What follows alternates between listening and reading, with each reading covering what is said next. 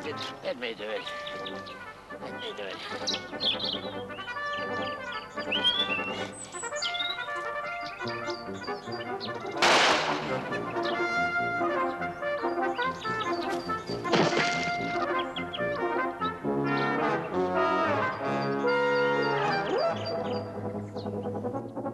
So the old boy left us 250,000, did he? You're 237,000 in the red. We're joining the working class. Oh, very well, dear. What shall I wear?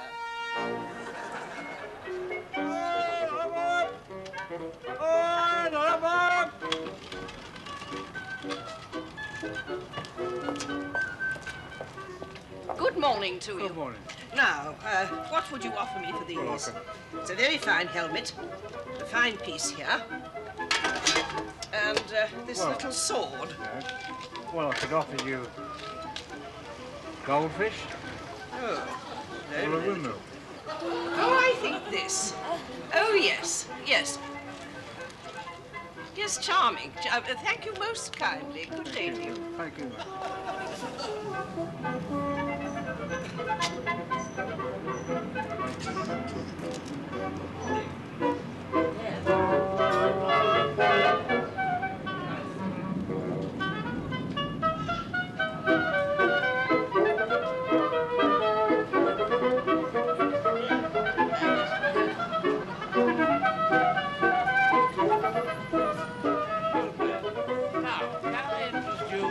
Elegant fowl.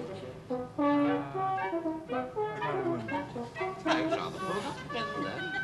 Not a goldfish. Goldfish. Oh, you know, that reminds me so much of an old friend of mine. I'll take that. Duck. It's a lovely thing. I think it's on the court.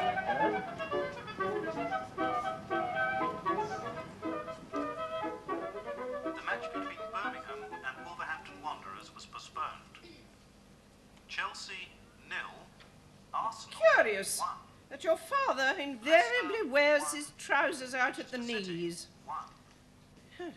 Not that he's a religious man. Do you mind, Mother? I'm trying to listen to the football results. Isn't that rather a common pastime, dear? West Ham Why not listen to some nice cricket results? Because cricket is an outmoded bourgeois game of the privileged upper classes. 0. And anyway, it's out of season. 1, 2, 3, 14 score draws. That's ridiculous. Oh, does that mean you haven't won a prize?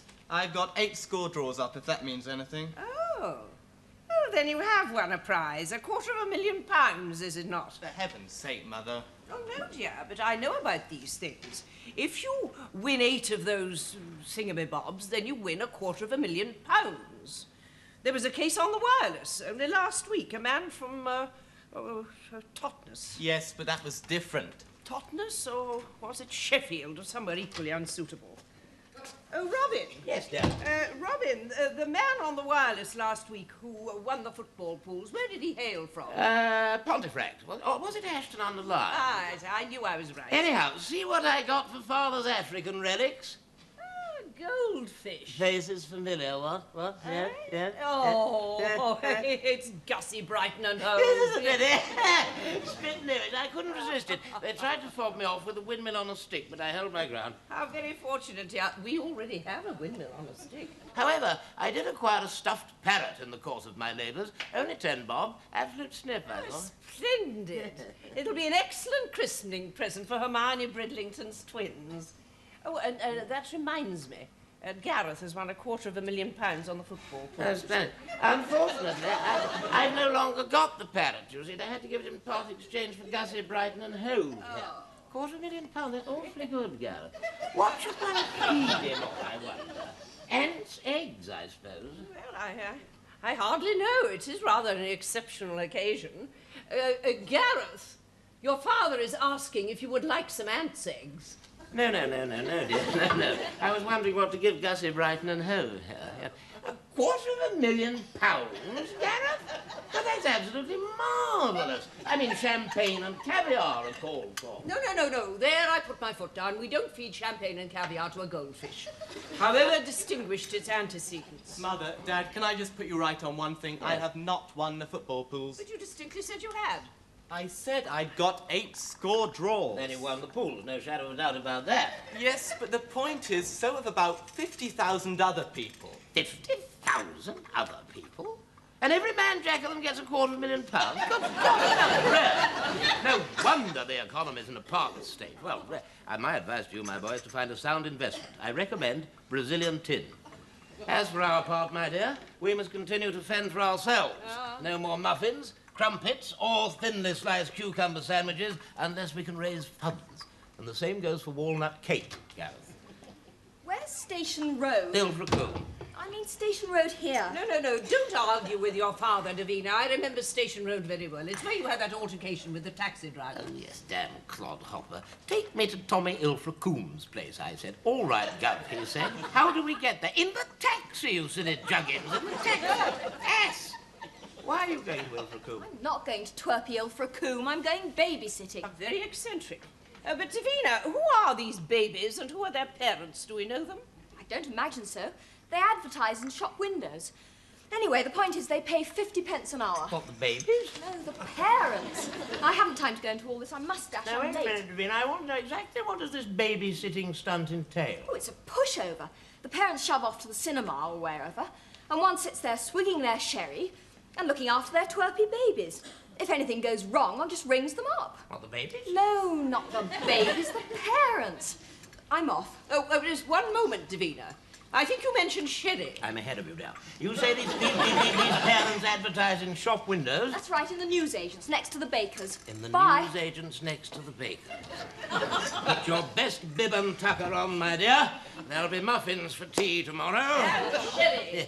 Don't forget I was promised sherry. Are you ready, darling? It's 1:15. Come on. I don't know how you take so long. I've been ready for the past hour and a half. For goodness sake, don't make so much noise. I've just got him off to sleep. Look at the time. I thought they were supposed to be here by 8. That's the trouble with booking people over the telephone. I did say 8 o'clock, and they couldn't have got lost because I told that Seacroft man exactly how to get here. What did you say to him precisely? I said to be sure to be here by 8 o'clock as we're going out to dinner. I see. And what did he say? He said, oh, good-oh, shall I wear a dinner jacket? Sounds like some kind of lunatic. Do you think we should go out this evening, darling? No babysitter could be worse than old Mrs. Duncannon. After all, Timothy's as good as gold. All we need is someone to ring us up if anything goes wrong. There. Now you can stop worrying.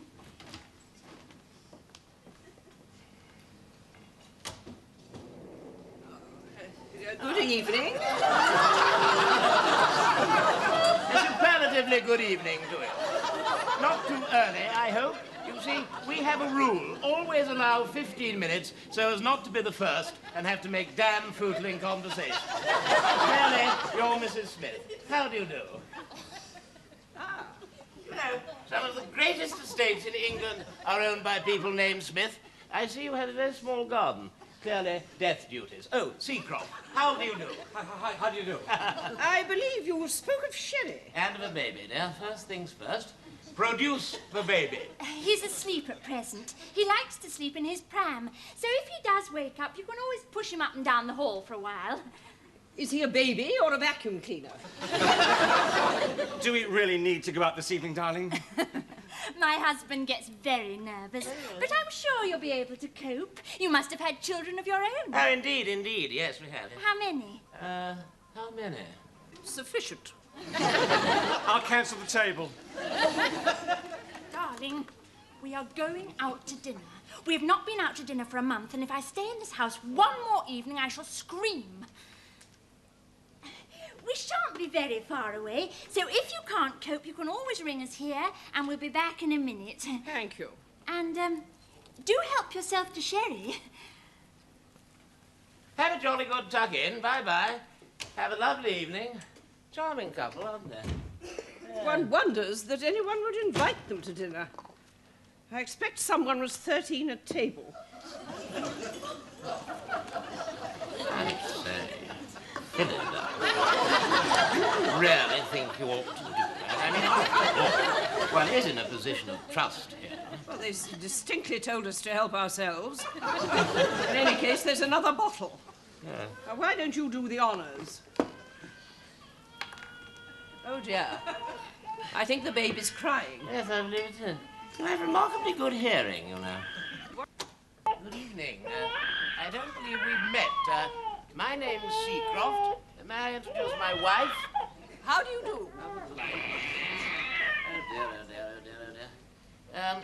We couldn't help hearing your distress and wondered if there was anything we could do. Of course, if it's a private matter, we've no wish to interfere. Oh, I say, old chap, do belt up. I mean, after all, ladies present, why? Do you think he needs his bottle? Oh, splendid notion. Will you join us? Round a splendid cherry.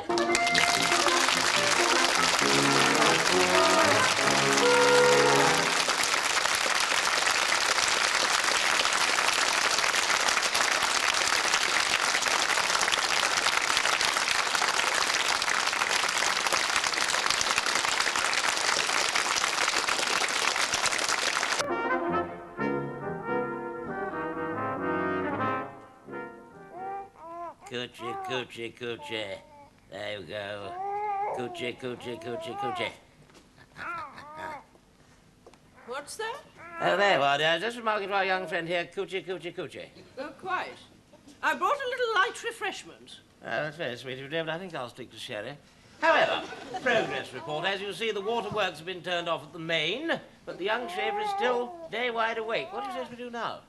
Oh, is one supposed to read to them? Oh, good thinking, Phillida. Now, you keep him amused while I forage for improving literature.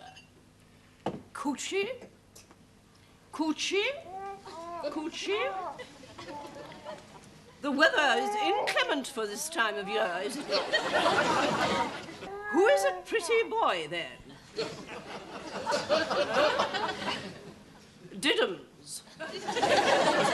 Who is a booful baby? Oh, do cut it out, Phillida. After all, he's not a blasted budgerigar. Oh, someone at the door. Well, I think I should go. He's hardly dressed for receiving visitors.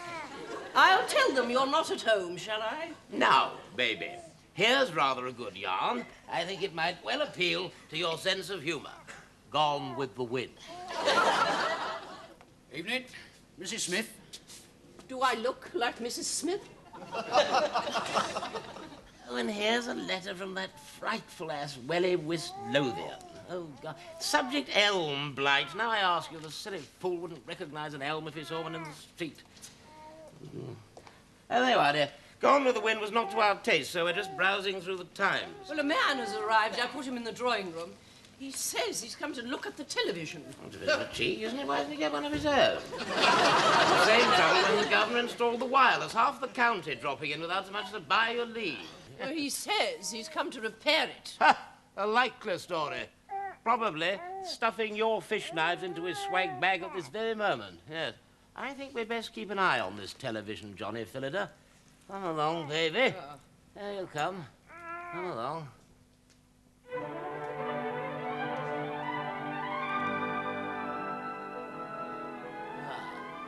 Well, not after the fish knives. Good evening. Evening. You haven't got such a thing as a screwdriver, have you? A screwdriver? Now, that's vodka and orange juice, isn't it? I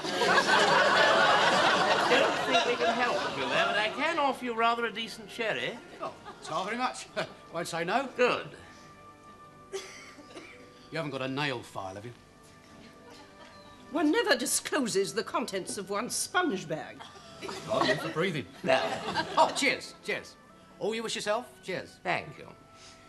Well, you're getting a picture, Governor. There's nothing much wrong with that, is there? Oh, no, I can't agree with you there. I mean, for example, an officer never wears his sword in the mess. Well, dear, anyone who asks a total stranger for their nail file would hardly know. I think you should just twiddle the knobs and make it better. We're not absolutely au fait with the television, you understand. Of course, one's seen the blasted thing in shop windows and so forth. I understand it's all the rage these days, Yeah, well, it is enjoying a little bit of a vogue, yeah. Tell me, what is that lugubrious individual doing waving a can of dog meat? Now that, Phillida, is what is called a mime. You see, he holds up the tin of dog meat and the panel have to guess what he does for a living. Tell me, if it's not a personal question, what would you charge for a box of tricks of this nature? Oh, I mean, that depends what you want to pay for, Squire. I mean, take, for instance, well, how do you feel about colour? I never had a moment's thought, my dear chap. It doesn't matter to me whether a fellow's a fuzzy-wuzzy, a Hottentot, or a Chinese. It's what's in here that counts. Though I belted you and flayed you, by the living God that made you, you're a better man than I am, Gunga Din. Kipling, finest writer in the English language. I see young Smith there agrees with me. No. You see, what I'm driving at is that if this television craze continues, a fellow with your capabilities obviously stands to rake in a fortune, quite irrespective of his colour. This baby is damp. Yes, Philip. Now, I've been watching you very, very closely, and it seems to me that what's holding you back is lack of capital, right or wrong. Well, we could all do with a bit of the ready, couldn't we, eh? Yes. Now, in confidence, just how much capital do you think you'd need? God, blimey. It's funny you should ask me that, you know. Yeah? I've been working it all out over the last 2 days. How much I'd need to have opened my own shop? Yeah? 2,500? This baby is excessively damp. 2,500, isn't it? Give it to me, darling. Here's what drink. I'll take the baby. I'll take the baby. Now, get him in there. Don't spit it on your dress. Now, be careful. Got it? Yes. Got it. Now, got the baby. 2,500. So, with $250,000, you could open considerably more. Yes? $250,000? Yeah. You're pulling my pudding. I'm sure I'm not, no. I shall give my son a ring immediately. He happens to have come into rather a large sum of money and is looking for a sound investment. I should put him back in his coffee value. He is excessively damp. What's our telephone number, Philida? Oh, it has some threes in it. Oh. Hello? No, dear, no. That's the doorbell. Yes, I'll go, and you stay there, back in a jiffy, old chap. You stay there. Sorry I'm late, sir. The lorry broke down and, Good gracious! It's never Lord Seacroft. Well, there, I'm afraid you are in error. It is, in fact, Lord Seacroft, yes. But don't you recognise me, your lordship? Yes, I do. Don't prompt me. You're the coalman. That, sir! At Seacroft Hall. At Seacroft Hall?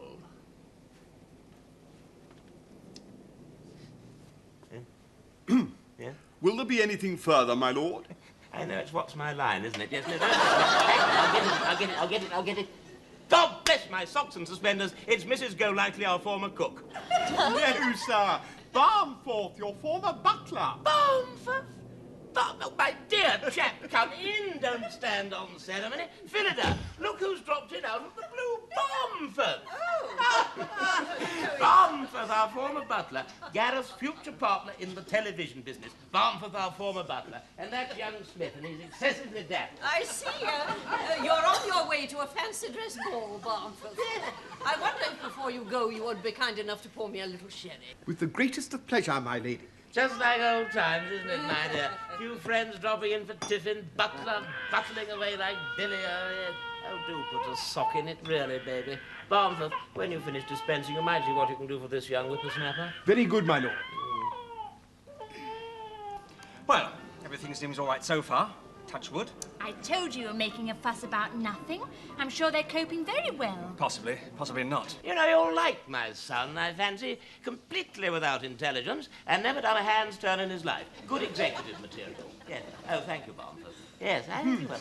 Yes, Barmforth? May I make so bold as to say, my lord, what a great honour it has been to serve your lordship and her ladyship once again, however ephemerally. Oh, Barmforth. Oh, thank you. Think nothing of it. Thank you, Bob. Stout fellow. They don't make them like that anymore. They've broken the mould. Will there be anything further, my lord? Yes, Barmforth. I'm anxious to get hold of young Gareth's telephone number. Do you know it? I've no idea what it is, my lord. Oh, my dear. Somebody must know it. Somebody must have the damn thing. I know! The Smith woman. Where's that piece of paper she gave you, Philip? Yes, She's it's got here, it. I believe. Oh. Yes, one moment, Barmforth. Here it is, my compliments to Mrs. Smith, and would she be so kind as to tell us our telephone number? Very good, ma'am. There's a telephone call for you, Mrs. Smith. Hello? That's very odd. It's someone wanting the babysitter's telephone number. Ask who it is. Hello, who's that speaking, please? He says it's the coalman. Coleman? Where's he speaking from? Where are you speaking from? The which residence? Oh, the Smith residence? The bill, please. Well, The party hung up, your ladyship. what an extraordinarily ill-bred woman. If your ladyship would excuse me. Nothing but a damn conspiracy to stop us ringing ourselves up, if you ask me anything at all. Master Gareth and Mr. Wiener, my lord. Great balls!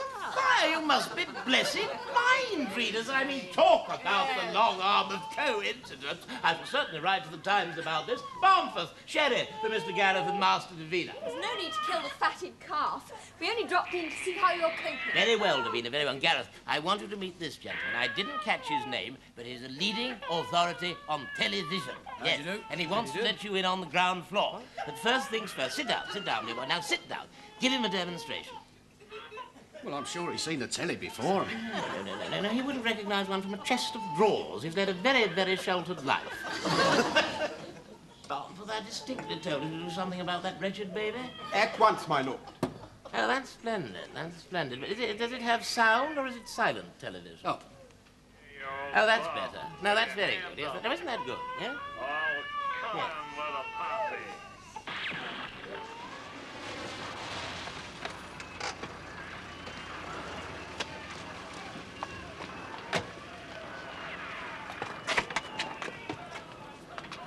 Oh, God!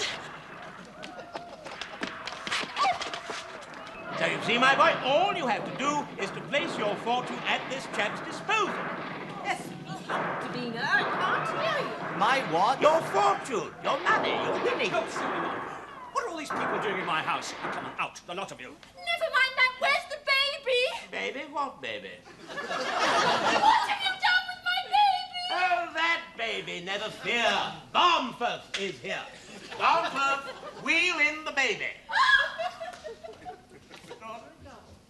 Perhaps you think we should leave our negotiations to another time when everything's a little calmer. What do you think? Oh, no, Squire. I mean, no time like the present, is there? No. Now, if the young gent would like to give me a cheque, I can... Check? What check? Oh, Gareth, haven't you listened to a word that's been said? Your investment, your pool's winning. Oh, you're not still going on about that, are you? My pool's winnings, Dad, amount to exactly £3.54. What is going on here? There's coal dust everywhere. Oh, that's easily explained, easily explained. £3.54, and I've been sitting here like a lemon for the last 2 hours. Out, I say, Don't and touch out I me. meant. Listen, you'll get a bill for this. Don't fret, mate. My time is money. Out. I'm a skilled technician. The baby, my lord. Oh, my baby! What have they done to you? I regret the young gentleman proved uncooperative in the matter of his nappy-changing matter. Poor precious. You brutes! What have you done to my baby? 2.5 hours at 50 pence an hour. I suggest that you are in our debt to the tune of £1.25 new pence. You don't seriously imagine I'm going to pay you, do you? That's why not. Labourer worthy of his hire and all that.